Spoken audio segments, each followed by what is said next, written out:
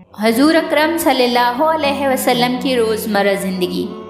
حضور اکرم صلی اللہ علیہ وسلم کے ارد گرد جان نثاروں کی کمی نہ تھی۔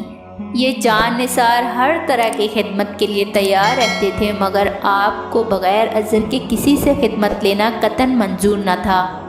آپ اپنے زیادہ سے زیادہ کام خود کرنا چاہتے اور دوسروں پر کم سے کم بوجھ بننا پسند کرتے تھے۔ تعمیر خانہ کعبہ کے وقت آپ نے سب کے ساتھ مل کر مزدوروں کی طرح کام کیا۔ مسجد نبوی اور مسجد قباء کی تعمیر اور بعد ازاں غزوہ احزاب کے موقع پر خندق کھودنے میں بھی صحابہ کرام کے ساتھ شریک عمل رہے، بلکہ خندق کھودنے کے دوران میں جب کوئی مشکل مرحلہ آ جاتا تو آپ ہی کو بلایا جاتا۔ خانگی امور کے متعلق آپ کے دیکھنے والوں کا بیان یہ ہے کہ آپ اپنے کام خود کیا کرتے تھے۔ ایک دوسری روایت کے مطابق آپ گھر کے کام کاج میں اپنی ازواج کا ہاتھ بٹاتے، کپڑوں میں پیوند لگاتے، گھر میں جھاڑو دیتے، دودھ دھو لیتے، بازار سے سودا سلف لے آتے، ڈول درست کر دیتے، اونٹ کو اپنے ہاتھ سے باندھ دیتے، غلام کے ساتھ مل کر آٹا گوندھ دیتے، کوئی چیز مرمت طلب ہوتی تو اس کی مرمت کر دیتے۔ دوران سفر اگر صحابہ کام بانٹنا چاہتے تو آپ صلی اللہ علیہ وسلم بھی معاونت فرماتے۔ صرف یہی نہیں بلکہ آپ دوسروں کے کام کرنے میں بھی عار محسوس نہیں کرتے تھے۔ بعض مہمانوں کی خود خدمت گزاری کرتے۔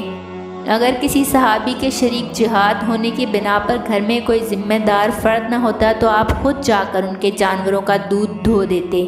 آپ کو کسی ادنا سے ادنا شخص کے کام کرنے میں بھی تعامل نہیں ہوتا تھا، مثلاً کسی بیوہ یا مسکین کے ساتھ مل کر ان کا کام کر دیتے۔ نیم دیوانی باندھی آپ کو کسی کام کے لیے بلانے آتی تو آپ چل پڑتے اور فرماتے، تو جس جگہ چاہے چل، میں تیرا کام کروں گا۔ بعض بدو آتے اور آپ کو مسجد سے اپنے کام کے لیے لے جاتے۔ ان کے بدوی لب و لہجہ کے باوجود آپ کو ذرا ناگواری محسوس نہ ہوتی۔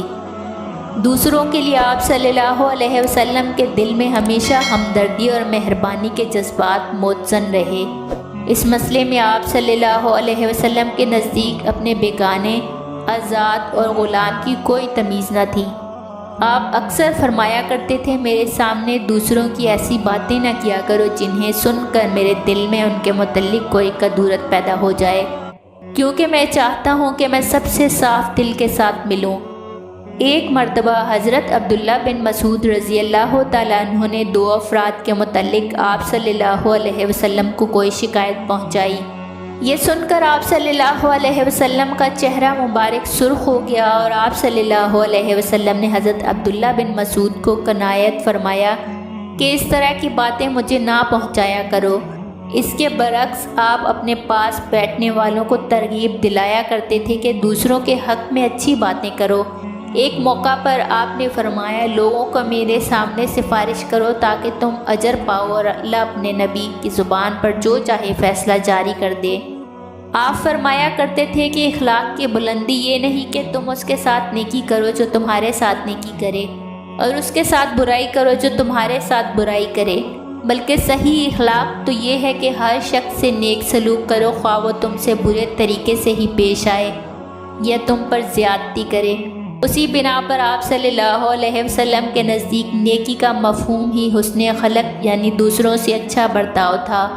آپ صلی اللہ علیہ وسلم نے فرمایا، ایمان کی تکمیل اخلاق اور طرز معاشرت کی تکمیل کے بغیر نہیں ہو سکتی۔ تم میں وہی بہتر ہے جس کا اخلاق دوسروں سے اچھا ہو۔ آپ صلی اللہ علیہ وسلم کے نزدیک حسن خلق سے مراد چہرے کی بشاشت، اچھائی کا پھیلانا اور لوگوں سے تکلیف دہ امور کا دور کرنا ہے۔ صرف یہی نہیں، آپ صلی اللہ علیہ وسلم اس جذبے کو پورے معاشرے میں رواں دواں دیکھنا چاہتے تھے۔ ارشاد تھا، تم اس وقت تک مسلمان نہیں ہو سکتے جب تک دوسروں کے لیے بھی وہی پسند نہ کرنے لگو جو خود اپنے لیے پسند کرتے ہو۔ ایک موقع پر فرمایا، ایک دوسرے پر بغض و حسد نہ کرو، نہ ایک دوسرے سے روگردانی اختیار کرو اور نہ ایک دوسرے کے اندرونی معاملات کی خواہ مخواہ ٹو لگاؤ، اور اے اللہ کے بندو سب بھائی بھائی ہو جاؤ۔ یہی وجہ تھی کہ نہ صرف مسلمان بلکہ غیر مسلم بھی آپ صلی اللہ علیہ وسلم کے در دولت سے پوری طرح مستفید ہوتے رہے۔ ابو ہریرہ رضی اللہ تعالیٰ عنہ کی روایت کے مطابق رسول اللہ صلی اللہ علیہ وسلم نے فرمایا، کسی مسلمان کے لیے جائز نہیں کہ وہ اپنے بھائی سے ناراضی کی وجہ سے 3 دن سے زیادہ قطع تعلق کرے۔ اگر ناراضی کی حالت میں سے موت آ گئی تو وہ جہنم میں جائے گا۔